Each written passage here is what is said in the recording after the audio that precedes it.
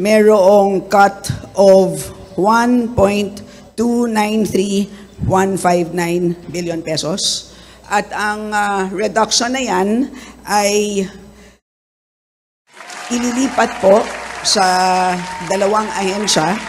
And as I had mentioned earlier, for two programs, the DSWD-AX program, which is the assistance for individuals in crisis situations, and DOH MAIFIP, or the medical assistance for indigent and financially incapacitated patients. In other words, dalawa pong very important social protection programs ng ating gobyerno. Okay mga kamats, mga kaibigan, long story short, this is about yung budget cut ni VP Sara, and ine-explain ni chairperson dito kung saan i-relocate or i-reallocate yung mga resources na matatanggal sa OVP. Okay, hindi naman ibubulsa yon ng kung sino or kung ano yung naririnig yung paninira. Okay, now we're here for an objective look at the OVP budget. We're not here para magpahiran, kasi yun yung ginagawa ngayon nila ng kampo ng mga DDS. They're trying to pin the blame on someone else. Okay? So, of course, ang common naman na kalaban nila ngayon si Romualdez, and then ngayon may bago ng mga target like si Saldico. And sabi nila, pag-usapan ko daw si Saldico, why would I talk about that guy? Hindi naman siya involved sa OVP budget. Now, if may issue siyang iba, pag-usapan natin on their own merits. Kasi case-to-case basis tong mga issue na to. Hindi nyo sila pwedeng paghalu-haluin kasi hindi naman sila relevant doon sa usapan ng OVP budget. Now, ang topic natin ngayon is ayuda. Okay? Kasi yung OVP actually has an ayuda program. Yung narinig nyong mahabang sinabi ni Madam dito, it's all about ayuda ng OVP. Now, why am I bringing that up? Ano naman, ba't nila tinanggal, linipat sa iba? Ang sama-sama naman nung nung mga kongresista. 45 kongresista lang yun, hindi 300 ang nag-scrutinize doon. And doon sa 45 na ilan lang salita? 11, 12, diba? Not even one half of the kongresista actually spoke. So, saan ngayon kasi ibini-bring up ko kasi yan yung talking points ng mga DDS some time ago. Okay, ngayon kasi ina-attack na, ngayon iba na naman yung kalaban. Nung isang araw, si Zaldico. Nung isang araw, si Martin Romualdez. Always si Martin Romualdez. Ngayon naman, si chairperson naman ng si Stella Kimbo naman ang kalaban ng mga DDS ngayon. In fact, mga kamads, mga kaibigan, eto, meron akong nakitang post galing mismo doon sa isang page na DDS supporter. Tabili daw. Sabi, hindi ko alam kung ano yung tabili na yun eh. So, binibring up po kasi to.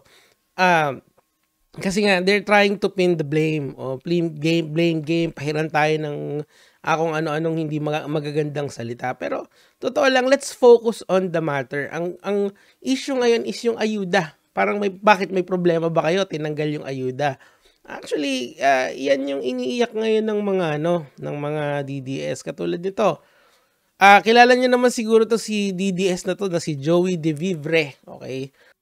Now, if you're going to, kasi obviously, ganito kasi gumagana yung mga yan. May mga trolls kasi sila na linalagay yung talking points para dun sa mga followers nila. Ngayon kasi, sinasabi nila na itong gobyerno natin ngayon kasi, although sa budget naman talaga, merong poverty alleviation program or yung PAP na may ayuda, almost 500 billion pesos yung ayuda program nun for the 4P AX, yung narinig nyo kay Madam Chairperson.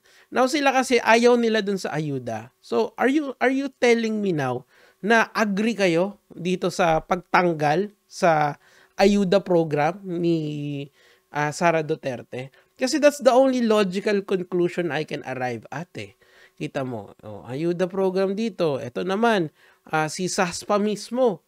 'Di ba? Si SASPA mismo ang nagbanyag nung bansag nung May 21. Bagong Pilipinas ay ayuda nation. Kasi may yung AKAP yan, isa sa mga isa yan sa mga program ng ating gobyerno to give alleviation to the poor people. O, di ba? So, ngayon na tinanggal, may problema pa rin kayo. Ngayon na tinanggal, ang masasama, yan, si Kimbo naman ngayon, kahapon, ibang tao, di ba? Kahapon, sila Saldico, tsaka si House Speaker. Ngayon naman, si yung chairperson, si Stella Kimbo. Sino bukas? Okay? It seems to me na hindi kayo makafocus kung sino talaga yung dapat nyong atakihin. Bibigyan ko kayo ng hint. Tumingin kayo sa presidential candidate. Tignan nyo kung sino yung top 1 doon. Tignan nyo kung sino yung top 3 doon. Tignan nyo kung sino yung top 4 doon. Tapos, tignan nyo rin kung sino yung mga nangunguna sa mga Senate hearing at nag-expose ng mga katiwalian dito sa bansa natin. Kasi that is the real threat. Ngayon kasi sa Kongreso kasi, pinatanggalan sila ng budget dahil meron silang mga nakitang anomalya from the confidential funds hanggang ngayon dito sa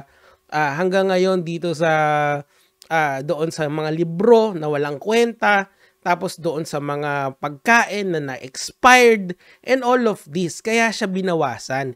Hindi siya siniro. Hindi siya ginawang CHR noong 2018. Ito, totoo, facts lang tayo. O ayan, tignan mo. House gives Commission on Human Rights 1,000 budget for 2018. Kita mo kung gaano kalala ito, mga kamatis, mga kaibigan. Now, you're telling me na unfair yung nangyari ngayon sa kay VP Sara, when in fact, ang laki-laki pa rin ng budget niya, 730 million to run one office, okay? And ano lang ba, sabi niya nga, siya na nga nagsabi, di ba, ang trabaho niya is to be a designated survivor. Oh, and now, may mali. I guess, sabi nga nung quote na favorite ko, the only time people think about injustice is when it happens to them. Okay? So ngayon, sana lang, ano ba to? Kasi alam mo, hindi naman to personalan itong mga political talk na to It's just so funny when you see this post, nagalit sila sa mga ayuda programs ng gobyerno. Ito rin, ito din si Sas at saka itong si Joey. Pero, pero yung mama nila or yung kanilang principal na si VP Sara, merong ayuda program. Oh, paano yan? Anong gagawin natin? Counted din ba siya sa bagong Pilipinas anti-advocacy campaign nyo? Oh, come on. Okay, lamang lang sila sa akin talaga kasi mas alam nila yung mga information na to. Pero pwede naman tayong humabol. And sa tingin ko nakakahabol na tayo O, di ba?